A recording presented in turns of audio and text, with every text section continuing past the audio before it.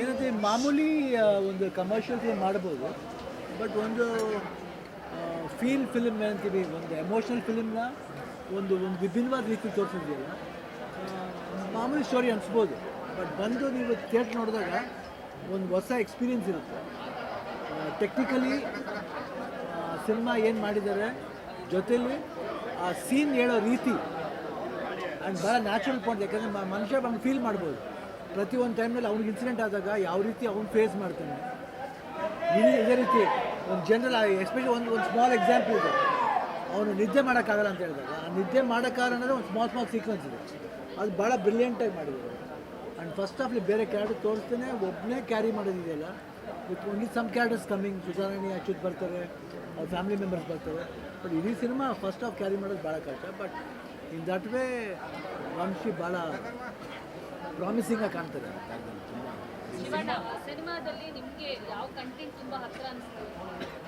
ಅಂದರೆ ನ್ಯಾಚುರಲಿ ಎಲ್ಲ ಮನುಷ್ಯರು ಫೇಸ್ ಮಾಡೋ ಪ್ರಾಬ್ಲಮ್ ಇದೆ.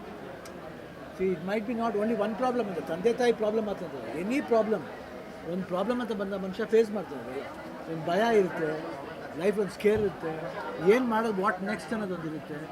ಇದು ಸರಿ ಹೋಗುತ್ತಾ ಇಲ್ವಾ, ಇಲ್ಲ should I leave or not, ಬದುಕಬೇಕಾ ಬೇಡವಾ, ಆ ಒಂದು ಕನ್ಫ್ಯೂಷನ್ ಇರುತ್ತೆ. ಅವಾಗ ಏನಾಗುತ್ತೆ, ಮಿರಾಕಲ್ಸ್ ಹ್ಯಾಪನ್ ಆಗುತ್ತೆ. ಅದು ಯಾವ್ಯಾವ ರೂಪದಲ್ಲೇ ಬರುತ್ತೆ. ಫಸ್ಟ್ ಮಿರಾಕಲ್ ಆಗೋದೇ ಇವ್ರಿಗೆ ಯಾವಾಗ ಅಂದರೆ ಆಕ್ಸಿಡೆಂಟ್ ಆದಮೇಲೆ ನಾನೊಬ್ಬ ಪಿಜ್ಜಾ ಬಾಯ ಬಂದು ಕಾಪಾಡ್ತೀನಿ, ಅದೇ first miracle. Next miracle is heroine coming ಅಂತ ತಿಳಿನಿ ಒಂದಿದ್ದು. Third miracle is that man village ತೋರಿಸ್ತೀವಿ ನೋಡಿ, ರಾಜಣ್ಣ ಅಂತ ಕ್ಯಾರೆಕ್ಟರ್, ಅದೊಂದು ಥರ್ಡ್ ಮಿರಾಕಲ್. ಈಗ ಅವನೊಂದು ಎಮೋಷನಲ್ ಸ್ಟೋರಿ. ಸೊ ಎಲ್ಲರನ್ನೂ ಕನೆಕ್ಟ್ ಮಾಡ್ತಾ ಹೋಗ್ತಾರೆ. We have to connect with emotions. Miracles ಯಾವಾಗಲೂ ಆಗುತ್ತೆ, ಕೆಲವ್ರಿಗೆ ಆಗುತ್ತೆ, ಕೆಲವ್ರಿಗೆ ಆಗಲ್ಲ ಅಷ್ಟೇ. ಅಮ್ಮ ಬೆಳಕೆ ಇಲ್ಲ,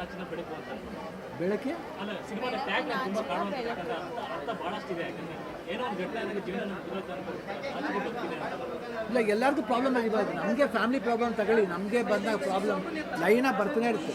ಬಟ್ ಅದಕ್ಕಿಂತ ಆಚೆ we have to come out of it and see a new light. ಆ ನ್ಯೂ ಲೈಟ್ ಬರಬೇಕಾದ್ರೆ ನಾವು ತಾಳ್ಕೊಂಡು ಹೋಗ್ಬೇಕು. ಆ ಲಾಸ್ನ ತಾಳ್ಕೊಂಡು ಹೋಗೋನೇ ಮನುಷ್ಯ. ತಾಳಕ್ಕೆ ಮೆನಿ ರೂಪದಲ್ಲಿ ಅದೇ ಹೇಳಿದೆ, ಮಿರಾಕಲ್ಸ್ ಬರ್ತಾ ಇರುತ್ತೆ. ಆ ಮಿರಾಕಲ್ಸ್ ಫಸ್ಟ್ ಅಟ್ರಾಕ್ಟ್ ಆಗಿಬಿಡ್ತು ಅಂದರೆ ದಟ್ ವಿಲ್ ಬಿ ಅಂದರೆ ಲೈಫ್ಗೆ ಒಂದು ಇನ್ನೊಂದು ಬ್ರೈಟ್ನೆಸ್ ಬರುತ್ತೆ. ಶಿವಣ್ಣ ಮೊಮ್ಮಗಳ ನಿರ್ಮಾಣದ ಸಿನಿಮಾ ಅದರಲ್ಲೂ ಏನು ಜನಕ್ಕೆ ಇಷ್ಟ ಆಗಿರೋದು ಕಥೆ ನರೇಶನ್ ವಿಚಾರದಲ್ಲಿ ಕೋಇನ್ಸಿಡೆನ್ಸು, ಆಶೀರ್ವಾದ, ಅಪ್ಪಾಜಿ ಆಶೀರ್ವಾದ.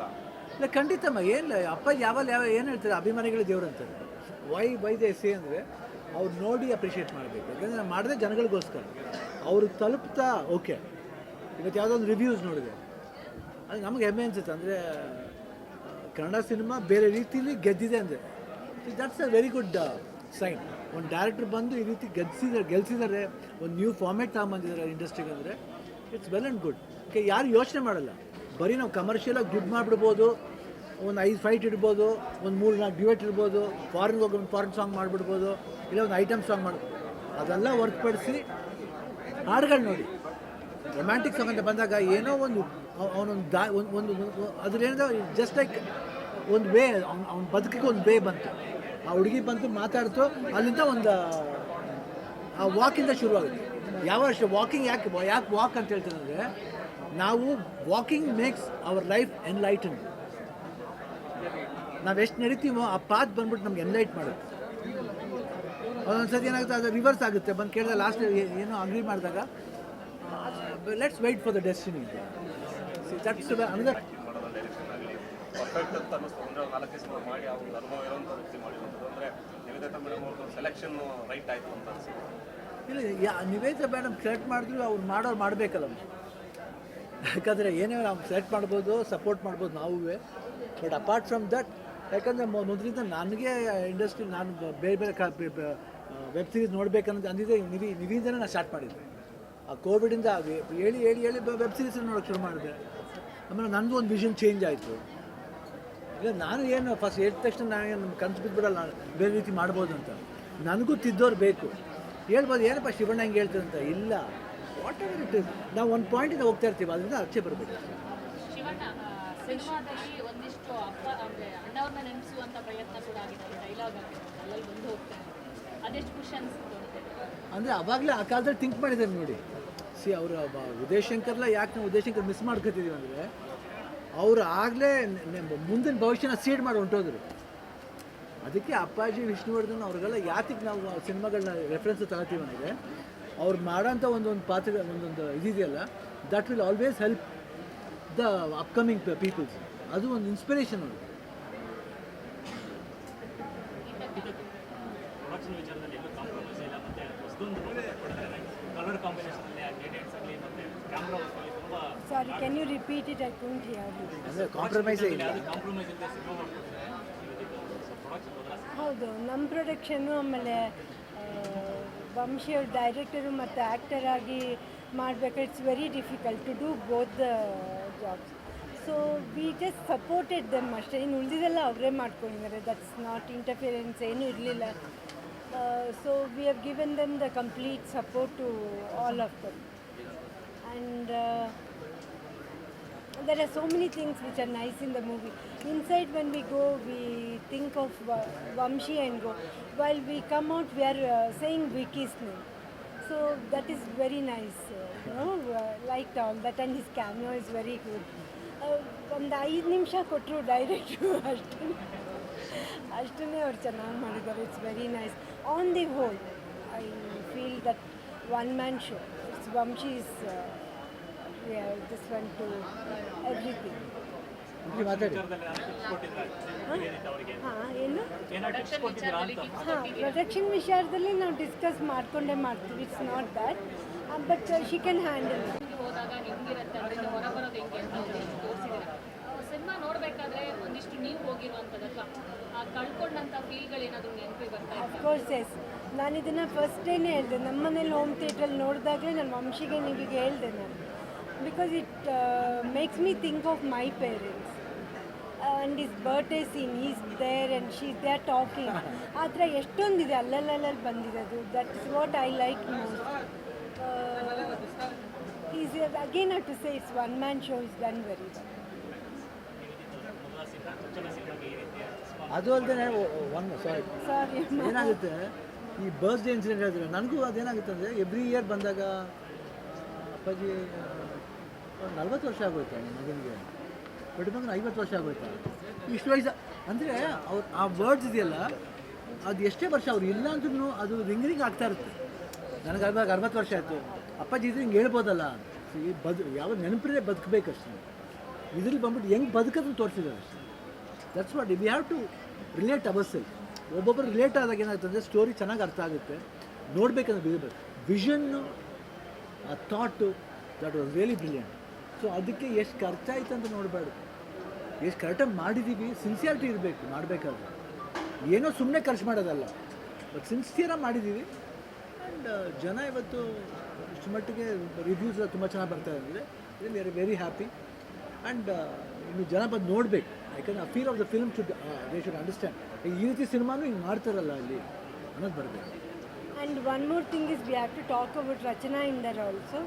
Whatever she has done, it's very cute. The duet song between both of them, it's very nice, very neat. So I like that also more. Very neat, That's not yours. Very neat. ಇನ್ನ ಬಿಟ್ಟು ಅಂತ ಹೇಳಿ. Okay, ಆ್ಯಕ್ಚುಲಾಗಿ ಆ song ನೋಡಿ, dance ಅಂದರೆ ಆಡಂಬರವಾಗಿಲ್ಲ, but ಆ ಸಾಫ್ಟ್ನೆಸ್ಲು ಆ ಒಂದು ಬ್ಯೂಟಿಫುಲ್ ಸ್ಟೈಲ್ ಇದೆ. ಅದು ರಾಹುಲ್ ಮಾಸ್ಟರ್ಗೆ ಹ್ಯಾಟ್ಸ್ ಆಫ್ ಹೇಳಬೇಕು. The both of them are dance, it's very beautiful. ನೋಡೋಕೆ ಸಿಂಪಲಾಗಿ ಕಾಣುತ್ತೆ, ಬಟ್ ಪ್ರಾಕ್ಟೀಸ್ ಮಾಡ್ಬೇಕಾದ್ರೆ ಆ ಫೀಲ್ನೇ ಆಡಿದ್ದಾರೆ ಇಬ್ಬರು. ದಟ್ ಇಸ್ ವಂಶಿ ಅವರು ಡಾನ್ಸೇ ಬರಲ್ಲ ಅಂತಿದ್ರು, but both of them have done very well. Very ಚೆನ್ನಾಗಿ ನೈಸ್. ಬೋತ್. ಹಾಂ, ಅಮ್ಮ,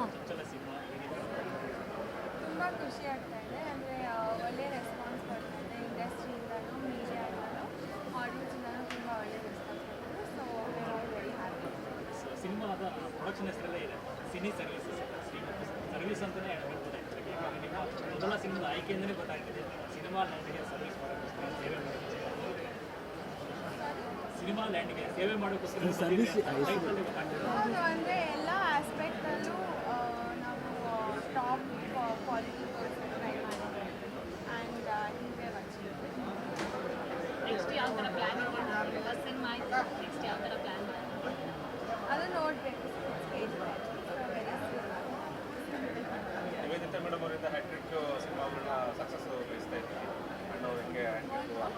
ಹ್ಯಾಟ್ರಿಕ್ ಏನು ಹ್ಯಾಟ್ರಿಕ್. Yeah, maybe. ಅವ್ರು ಹೇಳೋದಕ್ಕೆ ಸರಿ ಜೈಕಾರ ಕೇಳ್ತಾ ಈಗ ಅಜ್ಜಿಯಿಂದ ಸ್ಟಾರ್ಟ್ ಆಯ್ತು ಈಗ ನಿಮ್ಮ ಹೆಸರು ಜೈಕಾರ ಸ್ಟಾರ್ಟ್ ಆಗಿದೆ ಯಾವುದೇ ಸಿನಿಮಾ ಬರೋದು ಒಂದು ದೊಡ್ಡ ನಿರೀಕ್ಷೆ ಇರುತ್ತೆ ಭಾಳ ಅನ್ನಿಸ್ತಾ ಇದೆಯಾ ಸ್ವಲ್ಪ ಜವಾಬ್ದಾರಿ ಹೇಗೆ ಆಗ್ತಾ ಇದೆ? ಅಂದರೆ ರೆಸ್ಪಾನ್ಸಿಬಿಲಿಟಿ ಇದೆ, ಬಟ್ ಅಜ್ಜಿ ಜೊತೆ I can't compare myself. ಅಂದರೆ ನಾನು ಬರೀ ಒಂದು ಸಿನಿಮಾ ಮಾಡಿರೋದು, but I try my best to be the best. ಅಜ್ಜಿ ಮತ್ತೆ ಅಮ್ಮ ಆದಮೇಲೆ ನಮಗೊಂದು ಖುಷಿ ಇದೆ ಅಣ್ಣ, ನಮ್ಮ ಜನ್ರೇಷನ್ ಕೂಡ ಅಣ್ಣ ದೊಡ್ಡ ಮನೆ ನಮ್ಮ ನಿರ್ಮಾಪಕರು ಬಂದರು, ನಮ್ಮ ಜನ್ರೇಷನ್ ಮಕ್ಕಳು ಸ್ಟಾರ್ಟ್ ಆಗಿದ್ದಾರೆ. ಫ್ಯೂಚರ್ ಆಲ್ ಹಂಗೆ ಮಗಳ ವಯಸ್ಸಾಯ್ತದ್ಯಾ ನಮಗೂ ಆಗೋಯ್ತಲ್ಲ. It's okay. ಹೊಸಬ್ರಿಗೆ ಜಾಸ್ತಿ ಇಂಪಾರ್ಟೆನ್ಸ್ ಕೊಟ್ಟು ಸಿನಿಮಾಗಳನ್ನ ಮಾಡ್ತಾ ಹೋಗ್ತೀರಾ ಅಥವಾ ಆಲ್ರೆಡಿ ಸ್ಟ್ಯಾಂಡಿಂಗ್ ಹೀರೋಗಳಿಗೂ ಸಹ ಮಾಡ್ತೀರಾ? ಅಂದರೆ ಸ್ಕ್ರಿಪ್ಟ್ ಮೇಲೆ ಡಿಪೆಂಡ್ ಆಗುತ್ತೆ, ಬಟ್ ಮೇನ್ಲಿ ನ್ಯೂ ಕಮರ್ಸ್ ಮೇಲೆ ಫೋಕಸ್ ಮಾಡಬೇಕು ಅಂತ ಪ್ಲ್ಯಾನ್. ಸಕ್ಸಸ್ ವ್ಯಾಲಿ ಹೆಂಗೆ ಸಾಗುತ್ತೆ? ಇಲ್ಲಿ ಆಯಿತು ಇನ್ನೆಲ್ಲಿ ಹೋಗ್ಬೇಕು ಅಂದ್ಕೊಂಡಿದ್ದೀವಿ. ಅಂದರೆ ಬೇರೆ ಥಿಯೇಟರ್ಸ್ನೆಲ್ಲ ವಿಸಿಟ್ ಮಾಡೋ ಪ್ಲ್ಯಾನ್ಸ್ ಇದೆ, ಮತ್ತು ಬೇರೆ ಸಿಟೀಸ್ನ ಪ್ಲ್ಯಾನ್ ಮಾಡೋ ಪ್ಲ್ಯಾನ್ಸ್ ಇದೆ.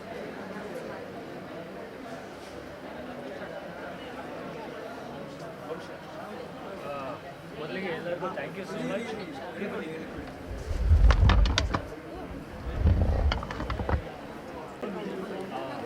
ಮೊದಲಿಗೆ ಎಲ್ಲರಿಗೂ ಥ್ಯಾಂಕ್ ಯು ಸೋ ಮಚ್. ಎಲ್ಲರೂ ಬಂದು ನೀವು ನಮಗೆ ಸಪೋರ್ಟ್ ಮಾಡ್ತಿರೋದು. ಆ್ಯಂಡ್ ಇದೊಂದು ಹೊಸ ಪ್ರಯತ್ನ, ಬಟ್ ಹಂಗಂದರೆ ತುಂಬ ವಿಭಿನ್ನವಾಗೂ ಇಲ್ಲ, ಮನಸ್ಸಿಗೆ ಹತ್ರ ಆಗುವಂಥ ಸಿನಿಮಾ.